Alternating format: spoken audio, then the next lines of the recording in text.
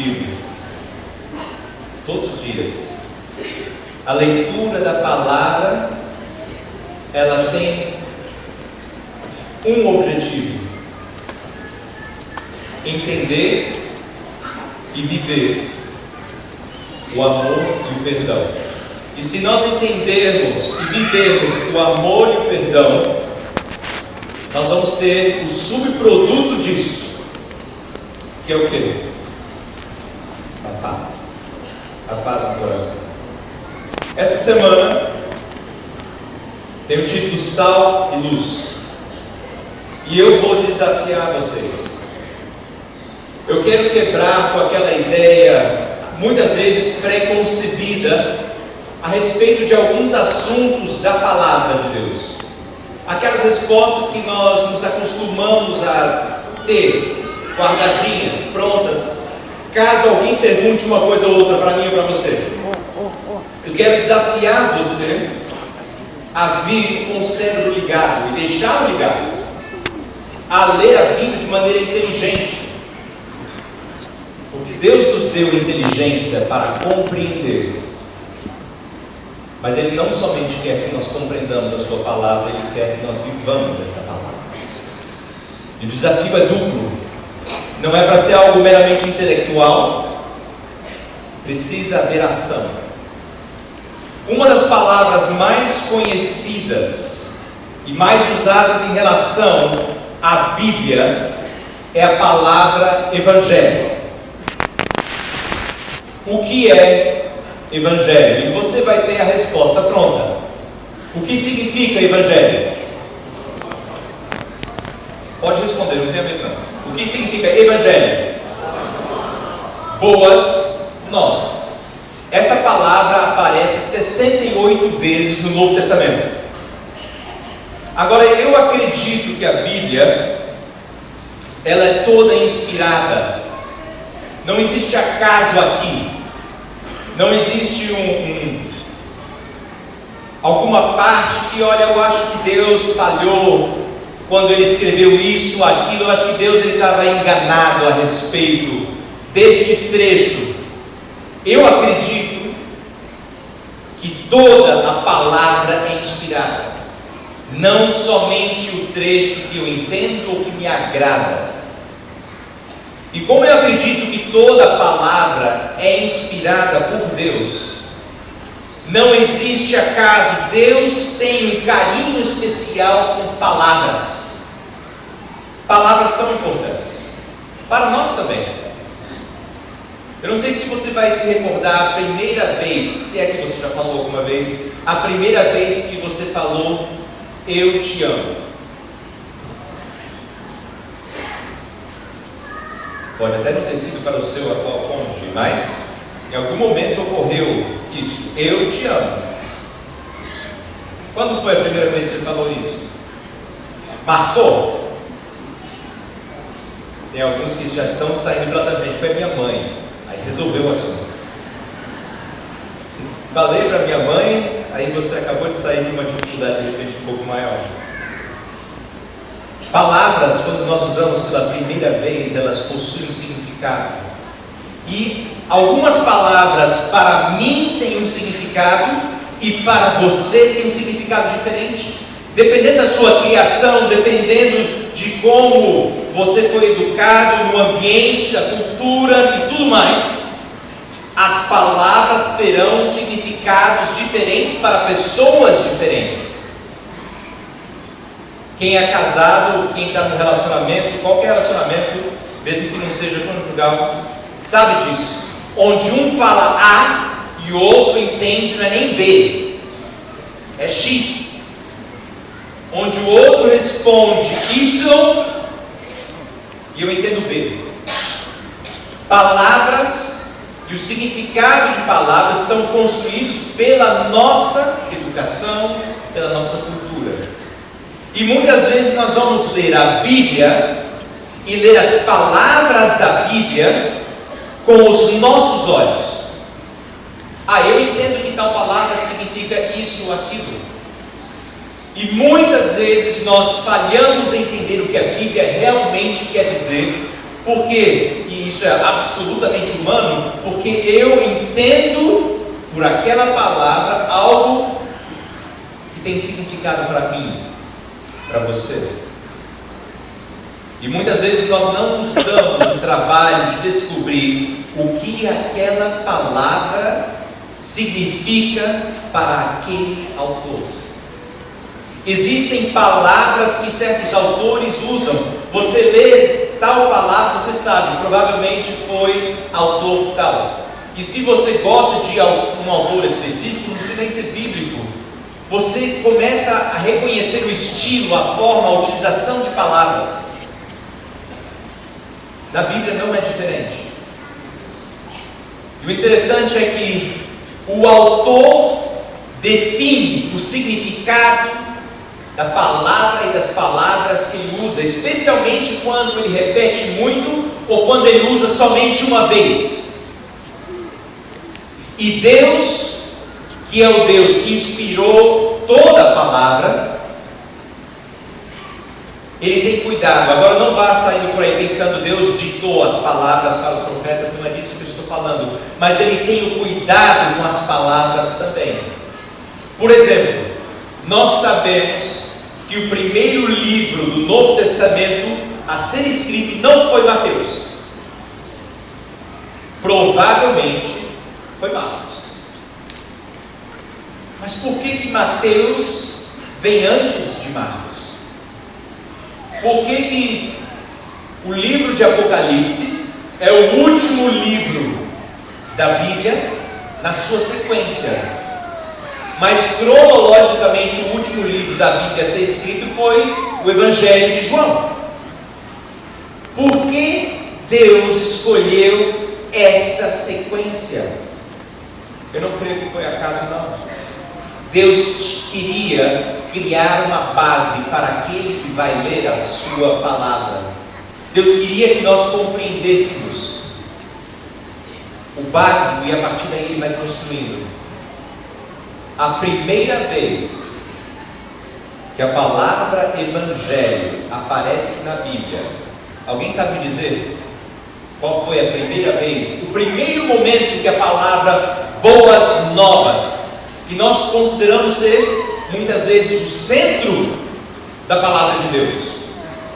Não é isso que nós sempre ouvimos? As boas novas são o centro da palavra de Deus. Uma das formas mais legais de estudar a Bíblia é você começar a reparar quando um autor, ou quando até a própria Bíblia, usa pela primeira vez certas palavras. Quantos trouxeram suas Bíblias aqui? Posso ver? E aqui Bíblia vale o aplicativo do seu celular também, vale o iPad. Vocês trouxeram? Posso ver? Só queria ter uma noção. Ótimo. Alguém precisa de uma Bíblia emprestada. Olha, eu vou enfatizar a palavrinha emprestada. Não é presente. Agora, se você não tiver Bíblia em casa, procure o pastor Claudemir, que eu acabei de descobrir, tá? Procure o pastor Claudemir, que ele vai dar um jeito de arrumar uma Bíblia. Essa Bíblia, no entanto, não é para você levar para casa. Alguém precisa de uma Bíblia emprestada? Levante a mão, que nós temos alguns diáconos prontos para levar até você. Alguém precisa? Aqui. Mais alguém lá no fundo, estou vendo também. Aqui do meu lado direito. Mais alguém precisa de uma Bíblia emprestada? Porque eu quero que você use, que você leia. Abra, por gentileza, em Mateus. Mateus, capítulo 4.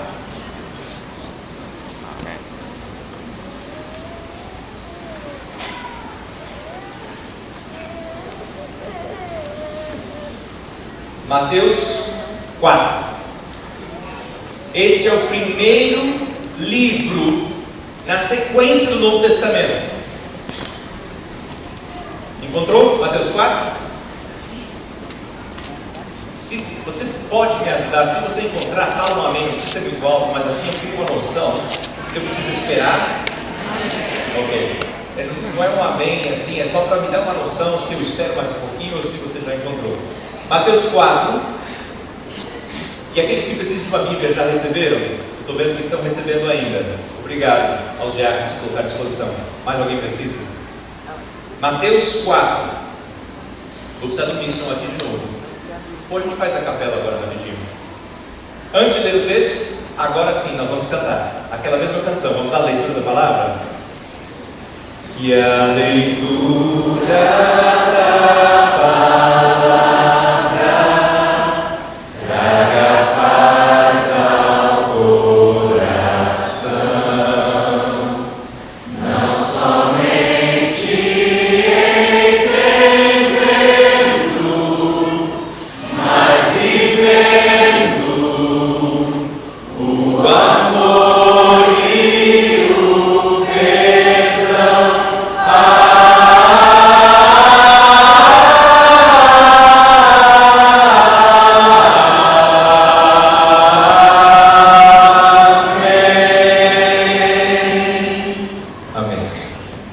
Mateus 4, versos 23 e 24. Percorria Jesus toda a Galileia, ensinando nas sinagogas, pregando o evangelho do reino e curando toda sorte de doenças e enfermidades entre o povo. E a sua fama correu por toda a Síria. Trouxeram-lhe então todos os doentes, acometidos de várias enfermidades e tormentos, endemoniados, lunáticos e paralíticos, e ele os curou. A primeira vez que a palavra evangelho, boas novas, aparece na Bíblia é aqui. Esta é a primeiríssima vez. Muitas vezes nós trabalhamos sobre uma concepção um pouco equivocada, porque quando eu peço para alguém completar a frase, eu começo dizendo as boas novas, e você completa como? De quê? Da salvação, não é isso? Agora, por incrível que pareça, as boas novas da salvação não ocorrem na Bíblia. As boas novas, quando ela é usada pela primeira vez e em todas as outras vezes, não faz referência à salvação. Mas nós já temos no piloto automático. Alguém fala em boas novas e pensa em quê? Salvação. Salvação, meus queridos, não é o centro da Bíblia. Me perdoe dizer isso. Na verdade, perdoe coisa nenhuma, porque eu estou falando o que a palavra diz. O Evangelho é do reino. Salvação é o meio. O reino é o fim. O que é o reino? Que boas novas, que novidade é essa a respeito deste reino? A palavra reino, e é importante a gente ver quando essa palavra também é utilizada pela primeira vez no Novo Testamento. A primeira vez que a palavra reino aparece se encontra algumas páginas antes. Mateus capítulo 3. Dê uma olhadinha. Vá até lá, por favor. Mateus 3, a partir do primeiro verso, diz o seguinte: naqueles dias apareceu João Batista pregando no deserto da Judeia e dizia, olha a mensagem dele: arrependei-vos, porque está próximo o quê? O reino dos céus. A essência da pregação de João Batista, e a primeira vez que a palavra reino aparece, é aqui: arrependei-vos, se arrependa, porque está próximo o reino dos céus. A segunda vez em que a palavra reino aparece é no capítulo 4. Olha só. Se você olhar no verso 17, mas vamos pegar o contexto. João foi preso, olha o verso 12. Ouvindo, porém, Jesus que João fora preso, retirou-se para a Galileia, e deixando Nazaré, foi morar em Cafarnaum, situada à beira-mar, nos confins de Zebulon e Naftali, para que se cumprisse o que fora dito por intermédio do profeta Isaías: terra de Zebulon, terra de Naftali, caminho do mar, além do Jordão, Galiléia dos gentios. O povo que jazia em trevas viu grande luz, e aos que viviam na região e sombra da morte, resplandeceu-lhes a luz. E olha agora no verso 17, a segunda vez que aparece a palavra reino. Daí por diante, passou Jesus a pregar e dizer. E o que ele pregou e disse? Não, fala para mim, por favor, de novo. Ipsis literis, palavra por palavra, exatamente a pregação do seu primo. Jesus percebeu que não havia mais ninguém pregando a respeito do reino dos céus. E ele disse: eu preciso continuar pregando o que João iniciou. Arrependei-vos, porque é chegado o reino dos céus. E aí pela terceira vez aparece no verso 23 que nós acabamos de ler, a palavra reino. Só que agora a palavra reino, que nós já estamos associando à pregação de João Batista. E quando João Batista pregava, todo mundo ouvia.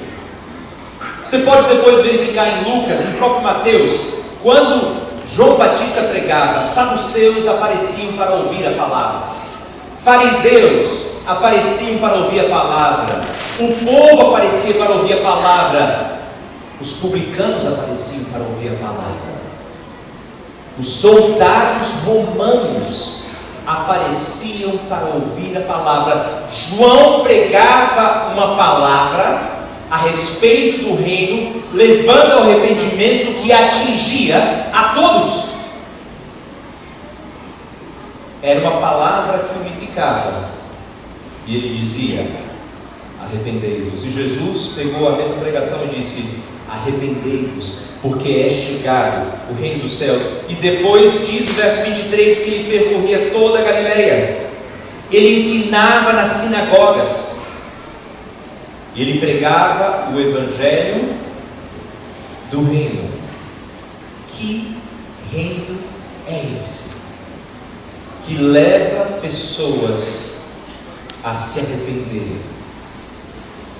Que reino é esse? Não é evangelho da salvação, não são as boas novas da salvação, são as boas novas do reino. Para o povo daquela época, o reino era algo claro. O reino dos céus era o plano original de Deus para todo o ser humano, para a humanidade. Deus, desde o início, tinha um plano perfeito. Ele criou um lugar perfeito, ele criou um jardim perfeito, ele criou pessoas perfeitas. O plano era perfeito. O plano original do reino dele era um mundo pleno de justiça, um mundo onde não haveria sofrimento, dor, tristeza, onde não haveria morte. Eu não sei quantos aqui nesta manhã vieram com o coração dolorido, com alguma coisa lhe incomodando. No plano original, no reino de Deus, não haveria nada disso. E a grande pregação do Antigo Testamento, e continua no Novo Testamento, é: Deus irá restaurar o seu reino. E a salvação através de Cristo Jesus, que Cristo estava trazendo, era o meio para alcançar esta restauração. Não é somente a cruz. A cruz é o instrumento que Deus usou para trazer até a mim e a você a mensagem: é chegado o reino dos céus. O que Jesus Cristo fez? Logo depois que ele pregou sobre o reino dos céus nas sinagogas, o que diz aqui no verso 23? Olha para o verso, por favor, é importante que você acompanhe o texto. O que diz o verso 23? Ele ensinava nas sinagogas, pregando o evangelho do reino, E o que ele fazia? Ele curava toda sorte de doenças e enfermidades entre o povo. Jesus, ele falava do reino dos céus, mas ele agia. O reino dos céus é da seguinte forma, e ele chamava as pessoas e dizia: eu te curo, eu vou aliviar o seu sofrimento. O reino dos céus é um lugar onde não haverá sofrimento, e o reino já chegou, começou agora, e eu vim para mostrar que o reino em sua plenitude é um reino onde duas coisas não existirão: não haverá sofrimento. E você vai reparar nas inúmeras curas que Jesus realizou na Bíblia, que ele não